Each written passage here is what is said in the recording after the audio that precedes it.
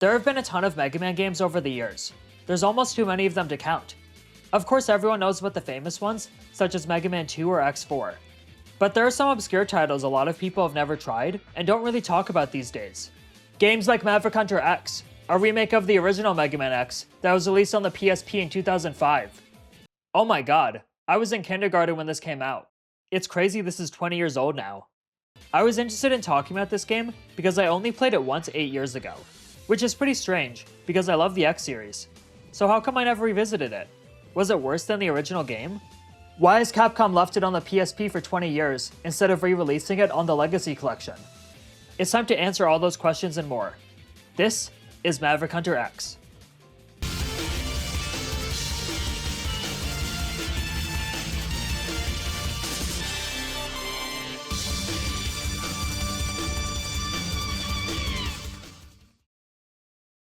Since the game is a remake of X1, the story is mostly the same, so I won't recap it again. You should just know that all the major beats are still here. X loses to Vile in the beginning and needs to get stronger, Zero sacrifices himself, and X defeats Sigma at the end. This version does add a lot more dialogue than the original, because similar to the later X games, there are conversations before each boss fight. As always, there's not much to these exchanges, although I find it funny how everyone mocks X for being a B-class hunter. They have no respect for him. Why would someone as powerful as you align yourself with X? He's just a B-class hunter, nothing more. All the dialogue has voice acting, with the cast from X8 returning. They do a decent job telling the story. I like how X's voice actor gets really angry with Sigma during the final battle after Zero's death. I'll finish this! Right here, right now! I will defeat you, Sigma! Whoa, we've come a long way since X4. Wait, Zero! I'm serious! The main thing to talk about with the plot actually isn't in the main campaign. After you beat X's playthrough, you unlock a 25-minute OVA called The Day of Sigma that's a prologue. It shows X and Zero working as Maverick Hunters under Sigma until he goes Maverick himself, and they attempt to stop him. It's neat getting to spend some time in this universe before everything goes to hell, like the scene where Zero's talking to Storm Eagle because they used to work together. What's notable about the OVA are the changes it makes to the lore. In this version of the story, Sigma launches a missile strike during the climax that kills countless people, including Dr. Kane, the man who found X and created Reploids. This contradicts X2 and X3, where Kane is shown helping X during the adventure. In fact, he's the person who put Zero back together. But in X6, we learn that Zero can repair himself even when he's dead, which made Dr. Kane a redundant character. He didn't even appear in any games after X3, so it makes perfect sense to kill him this early to establish how dangerous Sigma is. Sigma's backstory is a bit different as well. In X4, we learned that when Zero was a Maverick, he was the one who gave Sigma his scars. However, this game makes X the one who scars him. What this means is Maverick Hunter X isn't canon to the rest of the series. This was intentional because the game was envisioned as a reboot. Keiji Inafune wanted to continue this new continuity with remakes of X2 through X6, but that never happened, meaning Maverick Hunter X stands alone in its own timeline. And that's honestly okay, because unlike X1, this game doesn't tease a sequel during the ending. Instead, X drives off into the night, as a voice recording of Dr. Light talking about his hopes for him plays. I guess you can imagine that the whole series just ends after X1 in this universe. Sigma's dead, X is doing good, technically Zero's dead, but it's not like he lives forever in the original timeline either. They put a lot more effort into the narrative in this version, so it's safe to say this is the definitive way to experience the story of X1. Especially if you can't read like me. But this is a Mega Man game, and we're all here for the gameplay. So does Maverick Hunter X play well? The short answer? Oh yeah. The game is very faithful to the original. Most of the stages and bosses are identical to X1, so veterans will feel right at home here. However, there are a couple changes that make this remake a different experience to play through. The one that always comes to my mind when I remember this game is the Dr. Light upgrades have been rearranged. This means if you want the dash as soon as possible, you now need to start the boss order with Flame Mammoth. And you're no longer forced to get the upgrade either. You can skip it if you want to play the game without the dash for some reason. Changing the light capsules around also alters the optimal routing for the game. If you're curious, here's the order I fought the Mavericks in this playthrough, where I didn't use the weaknesses on them. As you can see, you need to do one backtrack through Flame Mammoth stage to get his heart and sub-tanks. Which kinda sucks, because you had to do one backtrack in X1 as well, and I was hoping that would have fixed that in a remake. Oh well. It is cool how the routing is different this time. I don't think I've ever played Flame Mammoth stage when it wasn't frozen before. Even though I've been in this level countless times, it felt like a fresh experience. Another change comes as soon as you start a new game. There are now 2 difficulties to choose from, normal and hard mode. I chose the hard mode for this playthrough, and it definitely lives up to its name. You take more damage, and the bosses have new moves to deal with. Before I recorded footage, I did a warm-up playthrough, and some of these guys were kicking my ass. When I tackled Armored Armadillo, I didn't have the body armor, and the fight was borderline impossible without using his weakness. Hell, even Storm Eagle gave me some trouble. Storm Eagle, one of the easiest bosses in the series. But once you get some upgrades, hard mode isn't that different than Vanilla X1. I'd recommend it if you're looking for a challenge. Maverick Hunter X introduces some quality of life features that I appreciate. Instead of passwords, a proper save feature has been added, and it even lists all the power-ups you've collected, making it helpful for tracking your progress. Remember this mini-boss in Stink Chameleon stage that took a while to defeat? Well, now he goes down in a couple hits, letting you get a move on. And then there's the Hadouken.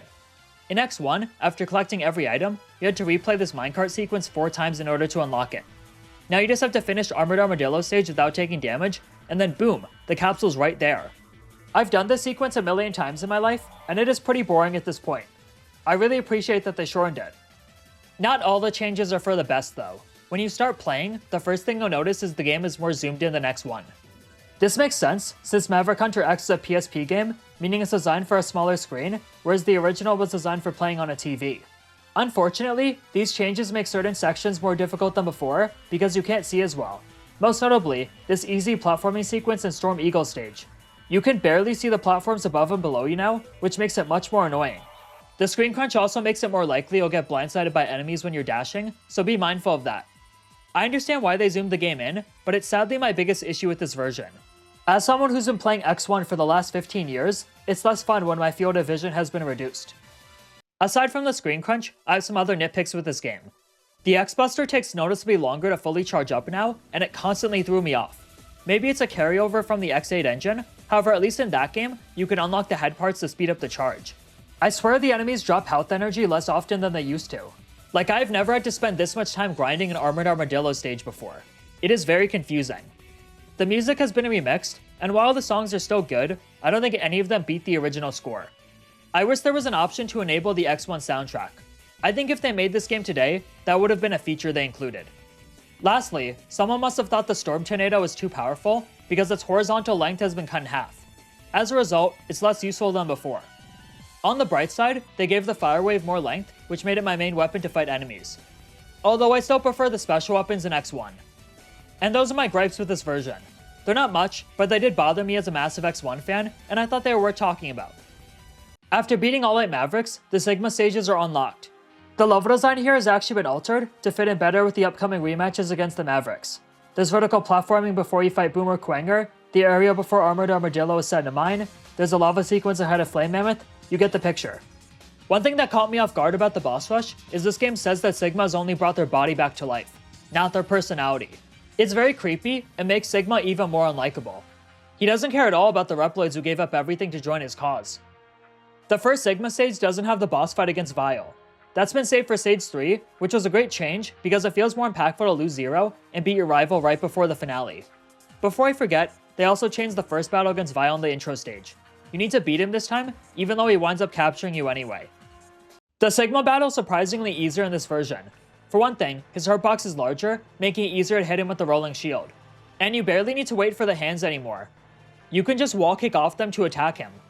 He doesn't even do the annoying electric balls move in this version. It's been replaced by these slow lasers that are super telegraphed. If you want to embarrass him even more, you can use the Hadouken on his last phase, but I at least wanted to give him a chance. Sigma goes down, and we are done with the game. Or are we? After clearing X's playthrough, you unlock a new campaign for Vile. And oh boy, I have some history with this mode. I remember playing this game in 2017 and hating Vile's playthrough. It was so difficult that I never even beat a Maverick.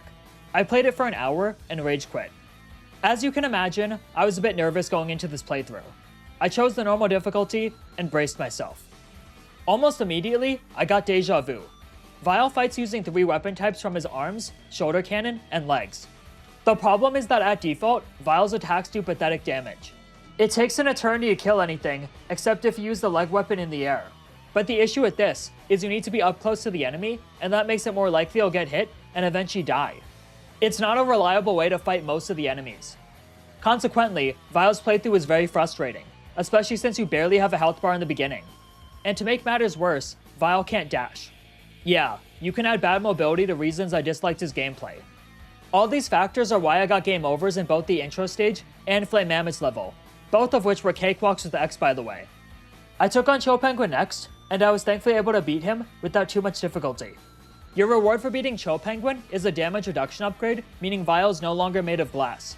And you get the Distance Needler, a weapon that replaces the default arm cannon that's much stronger, has rapid fire, and even bypasses shields. These two power-ups alone saved this mode for me. Everything was so much more manageable now, since I wasn't constantly afraid of dying. I'll dive into this later, but I actually developed an appreciation for this mode, and it all started here. Vile's campaign is the same level design as X's playthrough, except for the items. Almost all of them have been rearranged. If you want to find them, you'll have to re-explore each stage and discover the new hiding spots.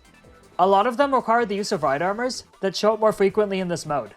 These are very weird with Vile. They're on a time limit, and if you take damage with them, that lowers the countdown. When the clock hits 0, they explode, so you need to be careful when you use them. Thankfully, they're equipped with a machine gun to help you fight enemies, but these sections are definitely annoying since you can't afford to take much damage or rush because of the countdown. I find this whole mechanic ironic because Vile's ride armor was incredibly powerful in X1. You lose to it twice, the second time when you're all decked out with the entire first armor. Zero needs to personally blow himself up to destroy it. However, now Maverick Hunter X, they're made of paper and can't even last a full minute before exploding. What a strange choice. I haven't talked much about Vile's combat yet. All of his attacks are dependent on the same weapon energy meter, which refills over time, but can leave you defenseless if you deplete it. Some weapons like the 777 rapidly drain the meter, and I tended to avoid those ones. Although I did try to experiment, because the game showers you with weapons every time you beat a boss. The way it works is each Maverick defeated unlocks a new weapon type, such as missiles or boomerangs. In addition, you get a couple other new weapons that have the same elemental properties as the Maverick. Like Stink Chameleon's defeat unlocks the Trident line that you can use against Storm Eagle because that's his weakness. The catch is each weapon costs points to equip to Vile, and you can't exceed your limit. So sometimes there's a really powerful weapon, but you can't afford to use it right now. You need to beat more Mavericks to increase your limit and enable Vile to use the best weapons. I cannot stress enough how many of these Vile gets access to. I didn't even try half of them. There's so many here. But in the stages, you can only bring 3 of them with you.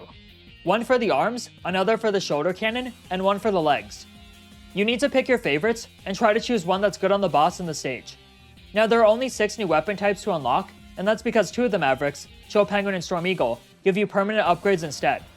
Think of these as Vile's version of the light capsules.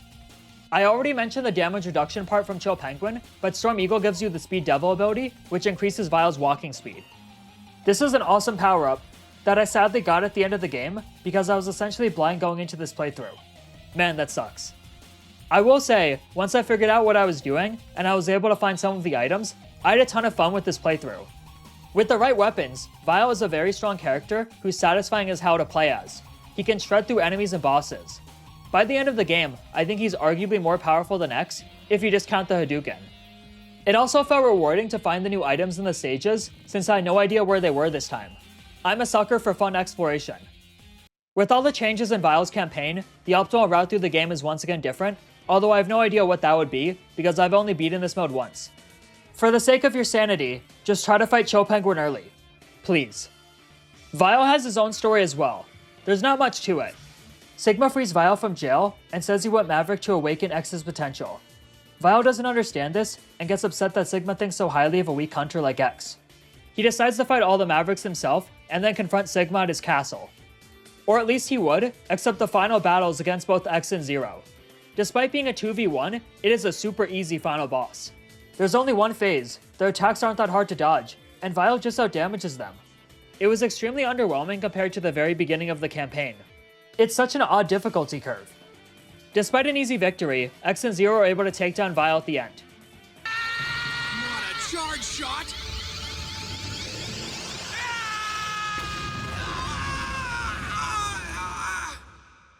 In the last cutscene, Sigma confronts Vile, and Vile says he didn't have a plan for what he'd do when he reached Sigma. He only wanted to beat up X because he hates him. Vile dies, and that concludes Maverick Hunter X. I gotta say that this campaign grew on me. It took a while to figure it out, but it does enough to spice up the traditional X1 playthrough with the unique character, fun weapons, and new routing. I did not expect to say this, but I'm probably going to replay it at some point. It's a really good time. And making Vile the secondary character instead of Zero is a great choice, since Zero is already playable in every other game in the series besides X1 and X2. After finally experiencing all the content in the game, I can say that Maverick Hunter X is a solid remake. I enjoy how it mixes things up with the small changes to the gameplay, presentation, and the inclusion of Viles mode, while mostly being the same game I love. Unfortunately, the small problems I have with this version make it slightly inferior to the original in my eyes. I like being able to see more on the screen, what can I say? However, don't take that as me saying this game sucks. Far from it. It's great. I just enjoy X1 more because it's a masterpiece that's almost perfect, and Maverick Hunter X is less perfect. The reason why I never went back to this game before this video is simply because it's incredibly similar to X1, so I never saw a reason to replay it. However, if you're someone who absolutely adores X1 and wants a new way to experience it, this is 100% the game for you. Although for most people, Maverick Hunter X is a bit pointless now. If you want a portable release of the first Mega Man X, you can just buy the Legacy collections on the Switch 1 or Switch 2 these days. They even included the Day of Sigma OVA on those, making this game even less relevant. I think the only thing you're really missing if you skip Maverick Hunter X is the fun Vile mode, but that's it. If you're wondering why this game never got a sequel, it wasn't because of a poor reception. This game did not sell well, probably because it came out in the mid-2000s when there was an oversaturation of Mega Man games. I do wish it had been more successful, since it would have been really interesting to see remakes of the other X games. Mainly X5 and X6 in terms of their stories, because those games contradict each other. Although my wish might come true with the news that someone's making an X6 remake. God fucking damn it. Thanks for watching this video. Feel free to like and subscribe if you enjoyed it. Sayonara.